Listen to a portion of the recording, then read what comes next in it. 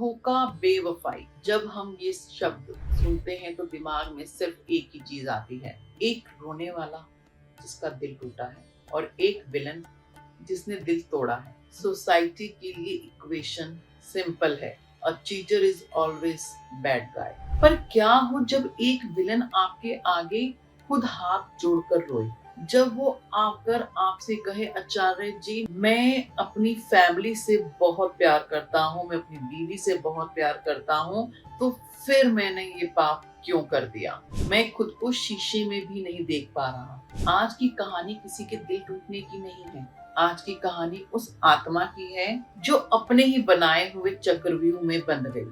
आज मैं बात कर रही हूँ आदित्य की। आदित्य जी आए मेरे पास, संडे मॉर्निंग का टाइम था, मेरी मेडिटेशन सेंटर में आदित्य जी आए, रिलैक्सेशन सेशन लेने के लिए आए, क्योंकि वो बहुत ज्यादा डिप्रेसिव स्टेट में थे। उन्हें लग रहा था कि मुझसे ये क्या पाप हो गया है। कह रहे थे कि रात की नींद खत्म हो चुकी है, मुझे कहीं बैठने का मन नहीं करता, मुझे सुकून नहीं आता। उनकी पर्सनैलिटी ऐसी थी कि अरमानी का उन्होंने सूट पहना हुआ था, रोलेक्स की घड़ी पहनी हुई थी, लेकिन जैसे मैंने कहा डिप्रेसिव स्टेट में तो आंखें ऐसी कि बस व्यक्ति अभी खड़े खड़े ही रोना शुरू हो जाए और उसके पास आंसुओं का सैलाब बह जाए। उसने मेरे आगे बैठते ही बिना कोई सवाल पूछे अपने आप कहा कि मेरा 2 साल से एक अफेयर चल रहा था, मेरी बीवी को पता चल गया और वो मुझे छोड़ रही है। मैं जानता हूँ कि मैं यही डिजर्व करता हूँ, मैंने चीटिंग की है, मैंने अपने कमिटमेंट्स को नहीं निभाया।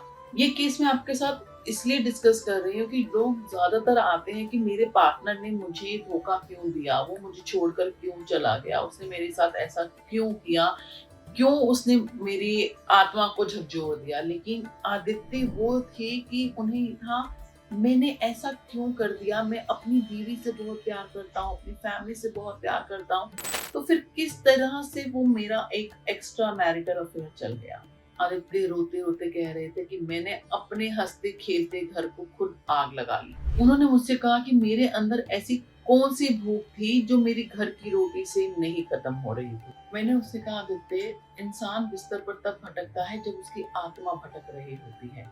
मैंने कहा लाओ अपनी डिटेल्स दो, अब तुम्हारी कुंडली देखते हैं और तुम्हारे अंदर के दानव से तुम्हें छुटकारा दिलाते हैं। सबसे पहले तो तुम मेडिटेशन करो, क्योंकि वो इतना रो रहे थे कि वो किसी इस तरह की परिस्थिति में ही नहीं थे कि उस कंसल्टेशन के दौरान उन्हें कुछ समझा पाते। तो कंसल्टेशन से पहले मैंने उनसे एक छोटी सी एक मेडिटेशन करवाई। मेडिटेशन करने के बाद वो थोड़ी सी काम हुए, रिलैक्स हुए, फिर हमने उनकी कुंडली एनालाइज करनी स्टार्ट की। जब मैंने उनकी कुंडली देखी, वीनस जो रोमांस का, अट्रैक्शन का कारक होता है, उस पर राहु की दृष्टि थी। राहु धुआं है, राहु वो आग है, अगर उसमें ईंधन डाल दो तो आग और भड़कती है। राहु इल्यूजन है।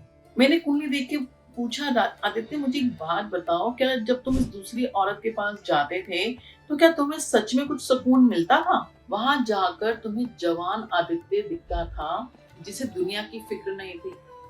उसने चौंक कर मेरी तरफ देखा। फिर मैंने उससे कहा कि देखो, जहाँ तक कुंडली दिखा रही है वहां से पता चल रहा है कि ये अफेयर कोई फिजिकल अफेयर तो था नहीं। तुम 40 के हो रहे हो तो तुम ना एक तरीके से रेस्पॉन्सिबिलिटीज के नीचे दब चुके थे, तुम्हें बस एक एस्केप चाहिए था, और वो दूसरी औरत तुम्हें राहु वाला इल्यूजन दे रही थी। एक ऐसी जगह जहां तुम ना कोई हस्बैंड थे, ना कोई तुम सन थे, ना कोई तुम फादर थे, सिर्फ तुम एक मैन थे जिसे कोई एडमायर कर रहा है।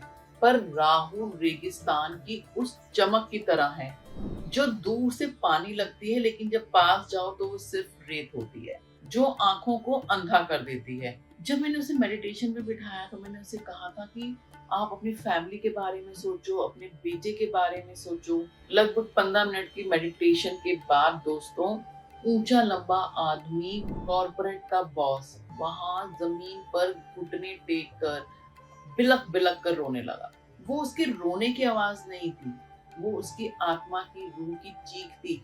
वो सिर्फ एक चीख थी जो उसकी रूह से बाहर निकल रही थी। उसने रोते रोते कहा, आचार्य जी मेरी बीवी बहुत अच्छी थी, हर चीज में कोऑपरेटिव थी, उसने मेरे लिए अपनी जॉब छोड़ी, उसने बहुत सारे सेक्रीफाइसेस किए, और मैंने उसके साथ क्या किया? मैं इतना गिर कैसे गया? मैं एक गिरा हुआ आदमी हूँ, किस तरीके से मैं इतना बड़ा धोखा अपनी बीवी को दे गया? मैंने उसके कंधे पे हाथ रखा और कहा कि क्योंकि तुम एक इंसान हो। इंसान गलतियां करते हैं आदित्य, तुम एक इंसान हो, एक इंसान से गलती हुई है, तुम गलत आदमी नहीं हो। तुम एक टूटे हुए आदमी हो जिसने अपना इलाज एक गलत डायरेक्शन में ढूंढा। मैंने उसे कोई महंगा जेमस्टोन वगैरह पहनने को नहीं दिया। मैंने सबसे पहले उसको एक रेमेडी दी कि पहले जाओ, अपनी बीवी के पास जाओ, उसके आगे बैठ के पूरा अपना अस्तित्व खोल दो, अपने अस्तित्व को एक तरीके से नंगा कर दो, अपना पूरा सच, अपना पूरा डर, अपनी पूरी थकान अपनी वाइफ को जाके बताओ। माफी मत मांगना, सिर्फ सच बोलना। अगर वो चली गई तो ये तुम्हारा कर्मा है जिसे सिर्फ तुम्हें भुगतना है अब। और अगर वो रुक गई तो पूरी जिंदगी अपने आप को उसके कदमों पर बिछा देना। रिश्ते कांच के होते हैं दोस्तों, अगर एक बार टूट जाए तो जुड़ते नहीं हैं। और अगर जुड़ जाएं तो उन दरारों से बहुत खूबसूरत सी रोशनी आती है। अगर आप भी अपनी जिंदगी में ऐसे किसी दोराहे पर खड़े हो जहां कुछ गलत बहुत ही ज्यादा आकर्षित लग रहा हो, तो हमेशा याद रखना, बाहर की दुनिया में ढूंढा गया सुकून सिर्फ उधार का है, जिसका ब्याज आपकी आत्मा को चुकाना ही पड़ता है। झांकना है तो अपने अंदर झांको, क्योंकि सबसे भटका हुआ इंसान वही है जो सब कुछ पाकर भी खुद से मिलने का रास्ता भूल गया हो। ऐसा ही आदित्य के साथ हुआ।